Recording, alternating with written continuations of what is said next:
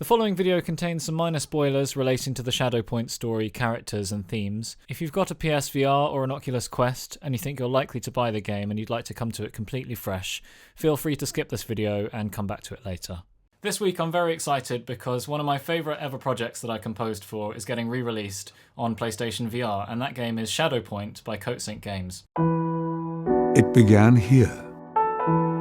I know you have questions, but understand you're the only one she trusts. Lorna McCabe vanished on June 25th, 1996, the day the tremors began. It's a fantasy, story-driven puzzle-adventure game in VR. It was one of the launch titles for the Oculus Quest back in 2019. Very early on in the game you get sucked into this wonderful, rich, fantastical world, and you encounter the girl Lorna, who went missing in this world in various situations, and as you gradually work your way through different puzzles, you gather more and more information about what went on and you piece together the story in your mind. One of the things that helps you understand what's been going on is you have the assistance of a journal written by Edgar Mansfield, played by Patrick Stewart. On July 1st, I arrived at the summit, and if you're reading this, I never returned. So you have Patrick Stewart's sonorous voiceover accompanying you through this journey, which contains all kinds of strange twists and turns and things that only really work in VR. So it was really a puzzle game designed with VR in mind. There's lots of impossible physics and sort of Escher-like illusions. For me, what I especially loved about this project was just the story. I think John Davis, who wrote the script, did an amazing job of making something that was very heartwarming and really sort of kept you guessing right up until the end of the story as to what was going on. So without further ado, let's go into some of the musical themes that I came up with.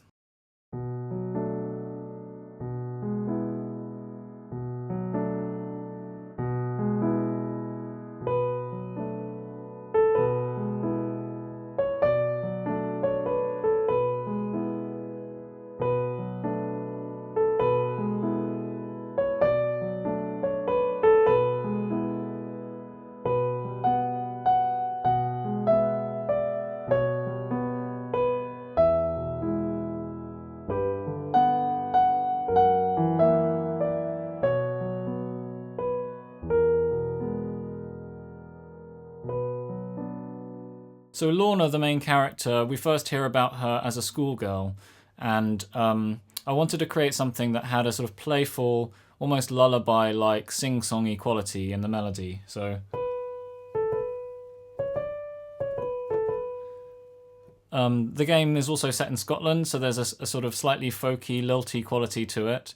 And yeah, I just wanted to focus on creating something that was very easy, very singable. But then underneath it, you've got some slightly more spicy chords going on, and so the reason I went for things like, and then particularly at the end, there's something a little bit ambiguous, a little bit mysterious, a little bit unsettled maybe, and I think this has to do with Lorna's character.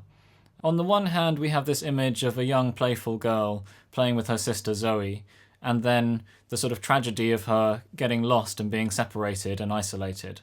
And so there's a kind of distant memory of that childhood past. But her personality is this kind of quite curious and very sort of open-minded, creative type of person. And I wanted to capture some of that sort of sophistication that was going on a little bit beneath the surface. For me, these chords create a little bit more depth, a little bit more intrigue than if I were to do something really simple and more obvious. So for example, something like...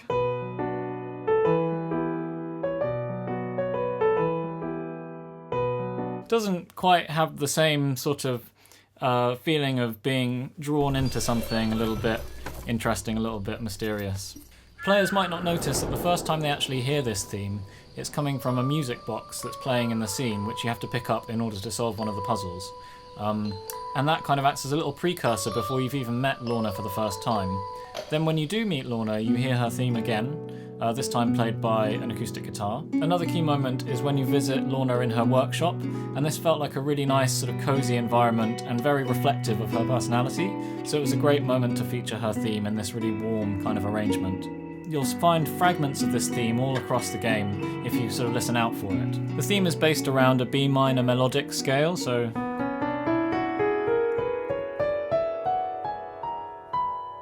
So that also has a kind of ambiguous flavour. It's not quite minor, it's not quite major. Parts of it sound quite minor, but then other parts sound quite major. And so you've got this mixture of light and shadow. If we have another quick look at Lorna's theme and the melodic outline, it'll actually contain the seeds of the next theme I want to talk about, which is the I've Got Time motif.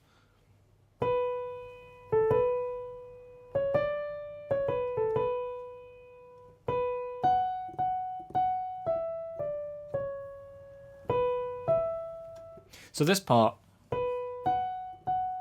and then this later part. So it's this section. So both those two movements from B to F sharp, da da, and da da, they constitute the I've Got Time motif, which goes like this. I've got time, I've got time. I've got time is a line that comes out in the dialogue quite a few times at different points during the game. It's quite a key dramatic theme, this idea of kind of reassuring yourself, it's okay, I've got time, almost implying that maybe time is running out a little bit. The I've Got Time motif takes a tiny fragment of Lorna's melody and sort of loops it and almost gets stuck on it, gets a bit kind of fixated on it. And it has this sort of reaching quality. I've got time, I've got time, I've got time. Always trying to get slightly beyond itself, but always sort of falling back and getting caught in the cycle again. If you've played the game before, you might know that the song that plays over the credits also uses this theme. The credits music is often an opportunity for all of the ideas that have been swirling around while I've been composing the score to kind of crystallize into a single thing. The gravity changed like a feather in flight. I've got time, I've got time. Love is the flame surrounded by night. I've got time till you come. So I'll put a link to the credits song in case you want to hear it after listening to this video. You'll probably recognise a lot of the ideas and fragments that make up the core melody and the harmony of that piece. One of the quite memorable uses of this motif was in a sort of dilapidated version of Lorna's Workshop, where you hear her sort of rambling and singing to herself off camera, and that's sort of woven into the music. You hear this little fragment of Lorna's theme, this I've Got Time, in a quite dark context.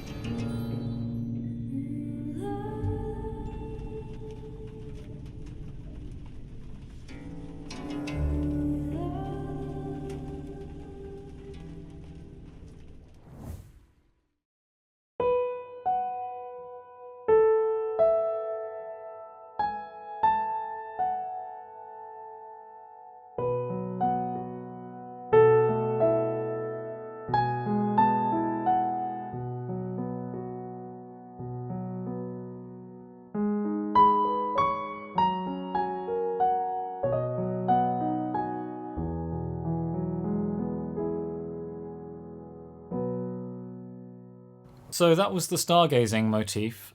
This is something that you first hear actually on your way up to the observatory in the cable car. It's playing, again, it's sort of hidden in the scene. It's playing through the speakers like the background music while there's an announcement being made. And so it's almost as if they're using that theme as part of like the theme music for the museum. But in general, this theme has to do with wonder. It has to do with this feeling of being inspired by the spectacular beauty of nature. It's this idea of being curious and open and questing. It sort of has to do with this quest for scientific knowledge, and it really represents this quite core part of Lorna's personality, which is this open-mindedness, this desire to learn more and to seek more and get beyond herself. So it kind of functions as a sort of hopeful theme. If the I've Got Time is a refrain that's going around her head that's a little bit sort of nervous or unsure, this theme is much more like something that's close to her heart, that is a certain part of her soul that never quite stops believing that everything's going to be okay. The idea for this theme actually came from a previous project I did with the same developer, Coatsink, called A Night Sky. And in that game, you look up at the night sky, and with your controller, you connect the dots of the stars to form constellations. We designed a music system where each star is associated with a note, and as you connect the notes together, it forms a melody.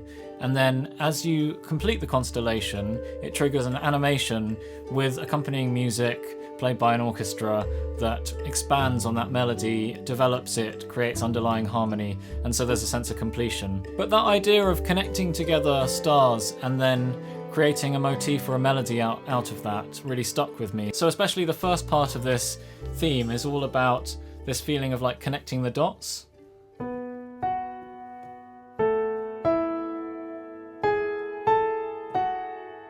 It's very spacious, it's very open. And then in the second part you have something a bit more lyrical, which almost acts as a counterpoint.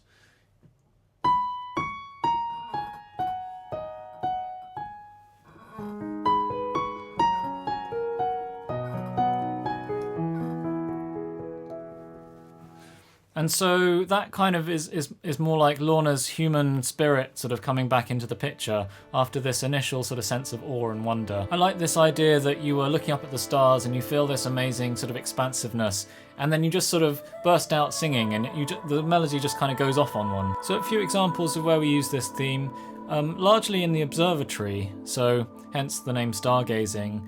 Lorna spends a lot of time in there looking up at the stars and kind of learning about this world that she's in, this world that she can't quite escape and that she's looking to be rescued from. But it's not with a sense of hopelessness or despair, but a sense of this kind of increasing sense of understanding what's going on and this looking up at the sky. The final theme that I wanted to discuss is one of my personal favourites, which I like to call Noodles of Time.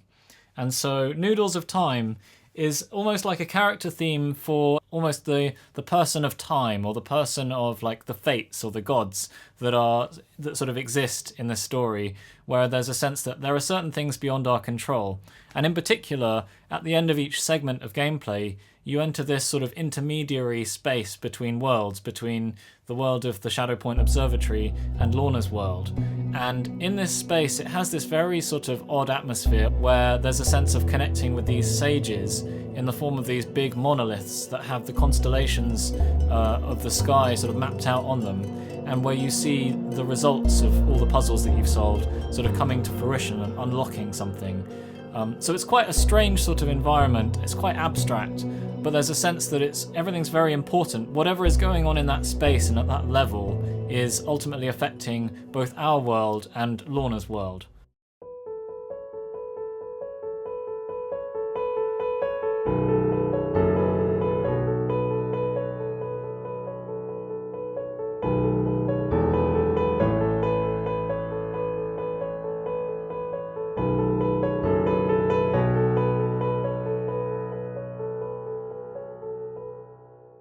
So again, we're in our sort of root key of B minor, and you have this core motif that's made up of 5 notes. And it loops round, and it's quite unusual to hear a group of notes that's a group of 5 looping like that. It doesn't quite have a sort of normal pulse that you'd expect. You sort of expect it to sound like maybe or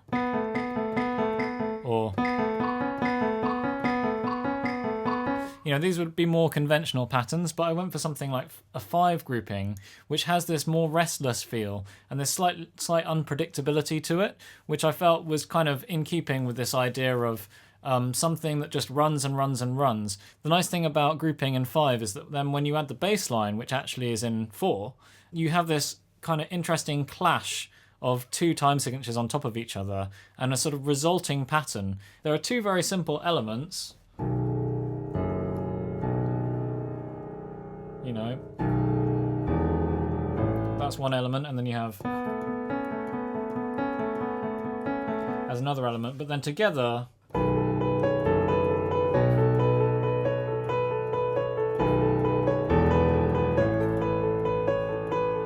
so I really like this idea of from simple parts you get this quite complex sound, and it also has this sort of quite grandiose, epic, almost Bach toccata like feel, you know, sort of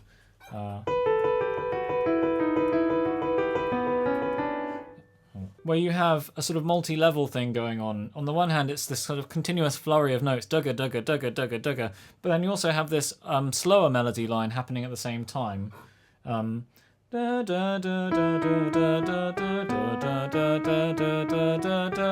idea of having something very fast and intense, and then something a bit more sort of long and epic sort of at the same time, that was something that quite interested me about this musical theme and that felt like it was a good match. The other thing that I wanted to point out about this particular theme is the use of fourths, so stacked fourths. So in the left hand you have, which is a fifth, and then you have, which is a fourth B to E and then another fourth E to A. And if you to continue that sequence, it would go. And to me, whenever I hear fourths, again, it's a very open, expansive kind of sound because there's so much space between the notes. A chord voicing which utilizes this kind of fourthy structure, for example, a B minorish chord that's like this. It has a very different flavor to if you do that same B minor chord, but you do it like, with this kind of like clustery thing in the middle, maybe. Then you have lots of sort of density here and it creates a different kind of feeling, a bit more of a stodgy feeling maybe. So those are some of the musical themes of Shadow Point. I hope that was interesting. Do go check out the game. I think it's a really great use of VR, some really unique puzzles in there, and as I say, a great storyline. I think you'll really connect with the characters. And that's it. I'll put a link to a video which contains the whole soundtrack for you to listen to, and it's also available on Bandcamp if you want to download it and have it on your device. We've had loads of really nice feedback and comments about the game. In particular, one person even bothered to illegally rip the credits song from the game and stick it on YouTube, which was like a personal mini milestone for my composing career that somebody actually bothered to do that. To finish off, I thought I'd do a piano version of the credits song just to play us out. So thank you very much for your attention and hope to see you on the next video.